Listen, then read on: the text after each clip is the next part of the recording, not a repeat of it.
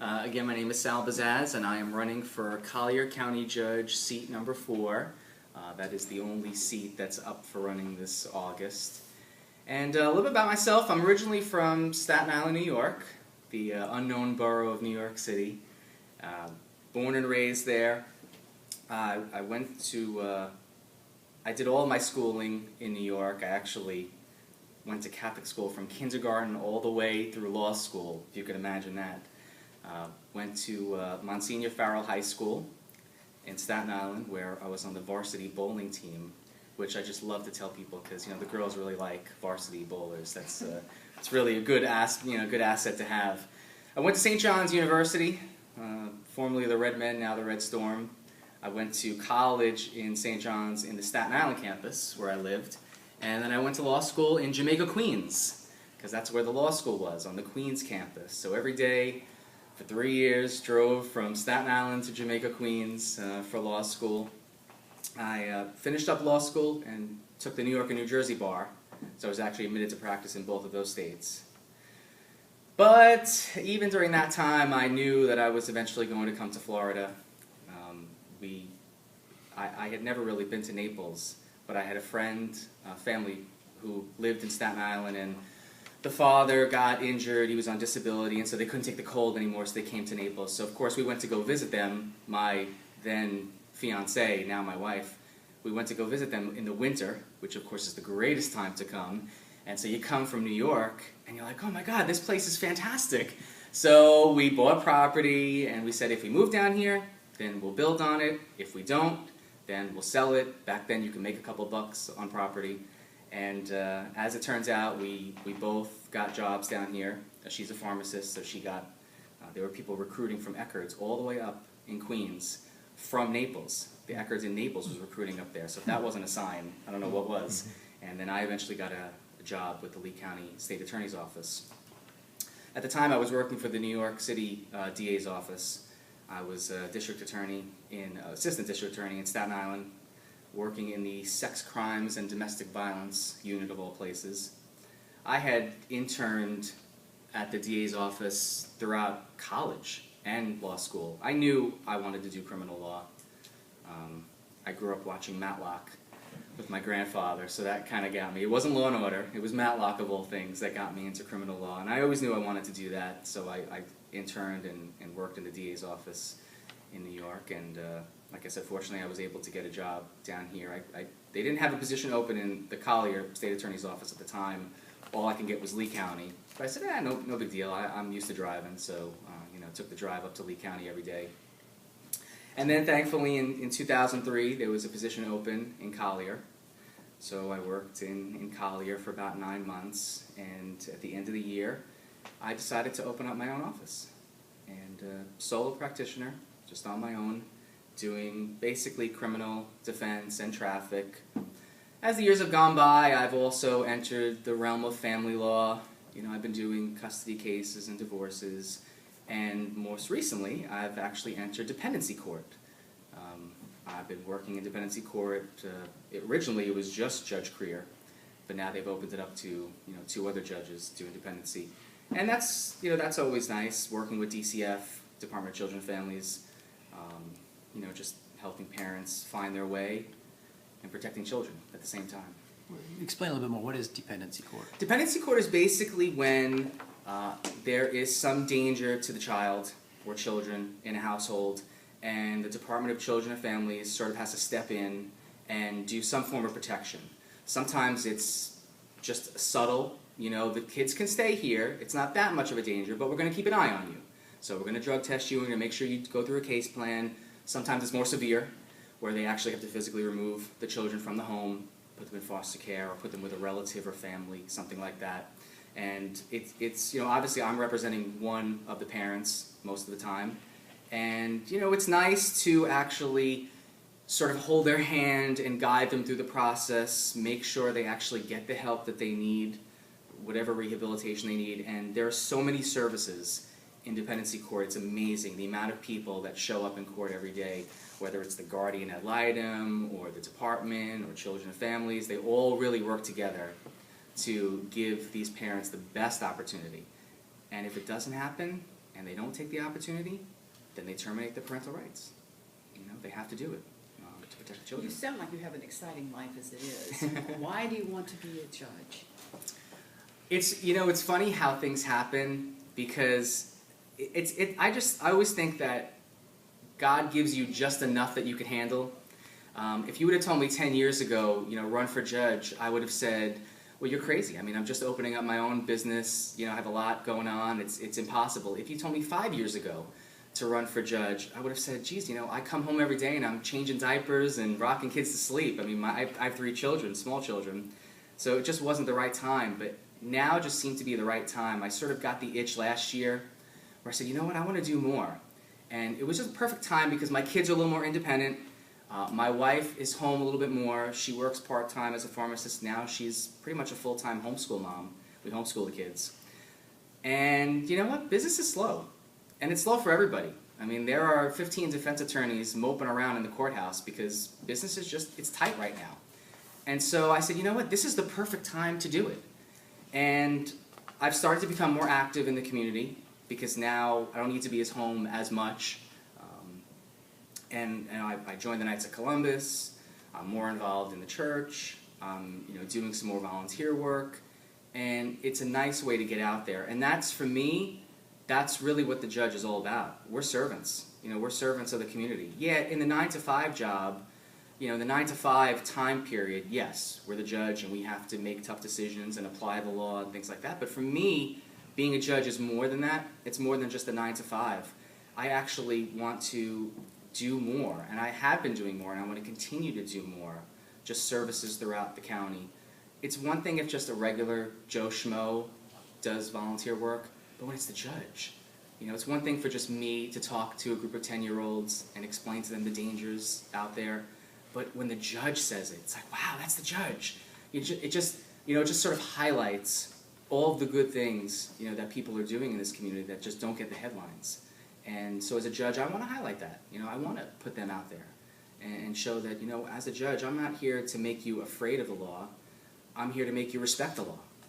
And, I think we've lost a little bit of that sometimes. Between Lee and the Collier State Attorney's offices, what was the total amount of time you spent with the prosecutor's office?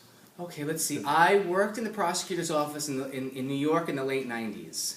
I worked there through law school, and then I got a job here in 2002 in Lee County. So that's when I moved here to Florida. I moved here January 1st of 2002. I moved here, and January 3rd I started in the Lee County State Attorney's Office. Worked the whole year, and then in January I got a job in Collier in 2003. And I basically worked there from like January to the fall. I think it was like September, October, and then I opened up my own office. So in those couple of years with the State Attorney's Office, what were the kinds of cases that you handled? Were they misdemeanor, felony? Yeah, in New York, I did mostly domestic violence and sex crimes. That was my unit. That was a special unit that I was in. So it was a lot of domestic violence. Here in Florida, it was pretty much everything, from driving offenses, DUIs, petty thefts, marijuana, batteries, basically everything that a county judge does. That's what I started out doing. Basically misdemeanors and traffic, things like that. Obviously, as defense work, now of course I've done every felony case possible. And really, it's really in private practice that I got the majority of the experience. When you're a state attorney and you have 300 cases, it's hard to really delve into them and get involved in them. It becomes a lot cookie cutter, which is a shame. It shouldn't be that way, but it becomes that. But doing private practice, every case is different. And I mean, in the now 12 years that I've been doing private practice, I've just sort of dove into people's lives, trying to see what makes people tick, see what they can do to rehab themselves. And some people, they don't. Some people, they don't take the opportunity. One thing your opponent says that differentiates him from you is that he has much more experience with civil cases. Do you have any experience with civil cases? Not too much, and really, I worked for a personal injury attorney for a few summers during college, but, civil, I guess really, if you consider family law civil, because I suppose it's not criminal, so it would be civil. So I guess really with family law, then I do have experience then. I do have a number of years of experience with family law. I just never really consider that civil. I've certainly done my share of small claims court, but really my forte is criminal and traffic, which is probably his forte too. I mean, he's been judge now for 7 years, and before that he was prosecuting. In fact, we prosecuted at the same time together. When I was in the state attorney's office here in 2003, he was a prosecutor as well, doing special victims. So really, both of our fortes are really criminal. While of course I do civil and family court, but really the majority of my experience is criminal. And on those same lines, what do you think helps you stand out from your opponent? Why should people vote for you? I really think, and let me just say too that I like Judge Crown. I think he's great. I have no problem with him. I hope he has no problem with me now. But I think he's a great guy. I actually like him a lot. In fact, we kind of had a running gag because I'm pretty good spirited. I like to joke around, and when we go to court, I see a lot of the same people, the bailiffs, the clerks, and so I'm always smiling and laughing. And whenever he would come in, he would always joke about that. He would always say, God, Mr. Bazaz, I never see you in a bad mood. We kind of had a running joke together. So I really like him. I like him a lot. I think he's a great guy. But I think that I have much more experience in the human part of this, sort of the human element in being in private practice for so long. I mean, I've been just heavily involved in families, representing children. Obviously I have to speak to the family and the parents and things like that. And that's experience that you don't get with being on the bench or being a prosecutor. You just don't get that experience. And so I understand the human element and the human psychology of, basically what makes people tick, how they work. And so that's really just a huge experience for me. And I love what I do, by the way. I'm not running for judge because I can't stand my job. I love my job. I love seeing new people and trying to help them. And that's really what I do. I try to help them. I mean, sometimes it's not much I can do, and I have to tell them that. Sometimes it's just holding their hand through the process. But sometimes it is helping them be proactive. And, hey, you need to get up off your butt and get a job and go to rehab if you have to and, do what you need to do. And, I'll get you some time. I'll buy you time, but you got to do the right thing. And so I really enjoy doing that. And there's been thousands and thousands of families that I've been involved in that when you're a judge, you just don't have that experience. You can't. It's impossible for you to be that involved. But thankfully, I get to do that. And I'm in the trenches every day. And you're ready to give it up. Yeah, I think it's time because I want to do more with the position of the judge. I want to take my experiences and I want to continue that. One of my main issues is juvenile law. And even though that's circuit court, I feel that juvenile court's great, by the way. They have wonderful resources and services. But I just always feel that when they get to 16 and 17 and they're in the system, we might have missed it. And I think someone needs to step up and actually talk to them when they're 10. I went to the sports club on Pine Ridge, and I've been speaking to a group of 10-year-olds. I've been speaking to the same group. And, it's amazing what they have to say and what they have to offer. They're smart. They know what's going on. I mean, obviously parents should talk to them when they're, wee-high. But someone needs to get to them before they become a teenager. And I want to continue to do that even as a judge and really make a mark on them. I want to have classes come to the courthouse. I myself brought my kids to the courthouse and showed them the holding cell. And even though they're 6, 8, and 10, it still made an impression on them. They said, this is what happens if you do something bad, if you commit a crime, you have to go there and you have to wear handcuffs and this and that. It made an impression on them. And, it sort of made them respect the law. Like, that's where the judge sits. That's where the attorneys are. I want to do more of that so that, that the children understand what the dangers are and what's out there. Not when they're 16 and 17 because it's almost too late by then. It's such a hard pullback when they're that old. How well do you think the district court functions here? How well? Oh, I think for what it's worth, it works wonderfully. I think the state attorneys, I think they do a great job. I think their victim, advocacy program, the program that deals with victims and witnesses, I think are great. I think the majority of the prosecutors are good people They do their job well. It's not an easy job, trust me, I know. But I think they do a great job. And the defense bar, I think there's some really good defense attorneys out there. You know, it's for us, I know lawyers have a bad name, we have a bad reputation, all that, but there's some really good people that work in this system. The police, great people. The staff, the bailiffs, yes. Are there bad apples in every bunch? Of course. You take any job, any field, and you're going to have a couple of people that people will complain about. There's always going to be bad bunches in everyone. So there's nothing you can do about that. But I would say on the whole, I'd say the system works pretty well. I'm actually proud of the system down here in Collier County. I think it works. Based on your observation, are the judges here, is their caseload reasonable? Is it too much? Well, I think that in family court it was a bit much. I'm glad that they split it up over the 3 judges we have now in the new system. I think that worked well. Actually, no, I think the caseload is fine. I mean, I'm coming from Lee County where we had so many more cases as a prosecutor. I mean, we had like triple the amount of caseload than I had here in Collier. When I came in here in Collier, there were only 3 county judges and they each had 2 prosecutors working for them. You know, in misdemeanor court up in Lee County, it was just 1 prosecutor per judge. And they had so many more cases. I mean, we had so many more cases to deal with. So I think in Collier, it's a good number. It's just the right amount.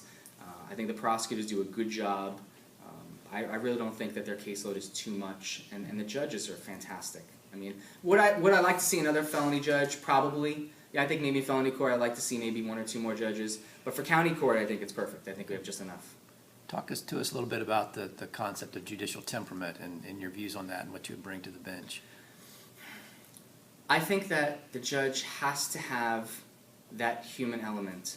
I think we have to treat folks not like case numbers and like people. I'm going to give you an example. Judge Manuelich is one of our felony judges, right? A guy will come out of the holding cell being accused of maybe the most heinous crime in the world. And he'll come out, and the first thing that Judge Manuelich will do, he'll say, "Good morning, Mr. Jones." And this monster will look at the judge and say, "Good morning, Judge." And it's like, wow, they just had a human moment. You know, why is that so bad? These guys just want a fair shake. They just want their day in court. I mean, I have tried cases that I told my client, you know, look, the chances are, you know, it's not going to work. You know, but they said, you know what, I want my day in court. And I give them their day in court. And they might lose and go to prison for 20 years, but they'll still pat me on the back and say, "Hey man, you tried. You did a great job. The family will congratulate me. Hey, I know it didn't work out, but you know what? You fought. You tried. You gave him his day in court. You gave him the respect." And I mean, most of the judges do that. I picked Judge Manuelich because he just so openly does it. But even when he puts a guy in prison for 20 years or 30 years, they still walk away saying, you know what? He listened to me. He gave me the respect as a human being. He wasn't just, fooling around while I was trying to spill my guts out. You know, these guys spill their hearts out to the judge. And it's so upsetting when you could tell that the judge is not listening. And it's like, oh God, this poor guy. And, Manuelich gives everyone their day. He takes wonderful notes. He'll even read back, before he makes the sentence. He'll say, okay, well, the officer said this. The state attorney argued this. You, Mr. Jones, said this to me. I took all notes. Here it is. And based on all of that, I sentence you to X amount of years or whatever. And it just becomes more palatable. Again, nobody wants to be sent to prison. But you know what? It becomes more palatable when you could walk away saying, you know what? That was fair. That's what I deserved. I got my fair shake. And I want to continue that. No one knows how they'll be when they assume a new position. Heavy is the head that wears the crown. But I'd like to think that I would take that experience that I've had doing private practice for so long, being involved with humans, that I would take that to the bench as well. You had an opportunity to run against different judges. Why Rob Crown? You know what? I only ran this year, so there were only 2 folks that were running for judge, and one was Judge Crown and one was Judge Martin. I mean, there really wasn't any tight strategy that was involved because you just never know. I got advice from a lot of different folks on who they thought, because I'm not a political guy. I'm just not a politician. I stink at being a politician. I'm just not good at it. I'm good at being a person and at being a lawyer, but politics I'm not good at. So I really had no idea.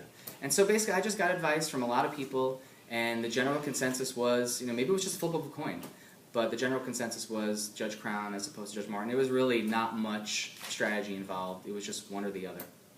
Are there any organizations that have given you financial support or endorsements? No. That would be great. I would love to have that. No one really. It's just been a lot of family and friends. It's amazing just the kindness of strangers. I'm just amazed at how people just come out of the woodworks that I've known over the past decade and a half that have come out and helped and supported me. To get on the ballot, there are two ways of getting on the ballot, either paying $5,500 or getting 1,800 signatures. I don't know 1,800 people. I know maybe 200 people. So I theoretically got 1,600 strangers to sign a petition to put me on the ballot. When I think about that, it boggles my mind. Like, how in the world did I do that? But yet I was able to. And so the kindness of complete strangers and just people that I've been acquainted with, it's unbelievable. But no, as far as, organizations or anything like that, no one's done that. We're running up against time. Is there Okay. anything we haven't touched on that you wanted to make sure you got in? No, I think I just, really wanted to just sort of get myself out there and let everyone know why I'm doing this, why I'm running for judge, and, what I want to bring to the bench. Like I said, one of my big issues is juveniles. I have 3 juveniles at home, and I want to build a better community. Naples is great. It's not perfect, but it's pretty good. I want to do what I can to sort of, make my mark on this town. Maybe I'm just young enough. I'm 38, so maybe I'm just young enough to be naive enough to think that I could, make a difference. But you know what? I'm going to go for it. And, God has never abandoned me, and I'm not going to abandon Him. And with Him on my back, I think, I can get through this. And whether this works out or not, I'm going to continue to run. I'm going to continue to run for judge, whether it's this year or the next time. I'm not going to stop because I know that's what my destiny is. I know that I'm destined to be a judge, and I'm going for it. And I thank you guys for your time.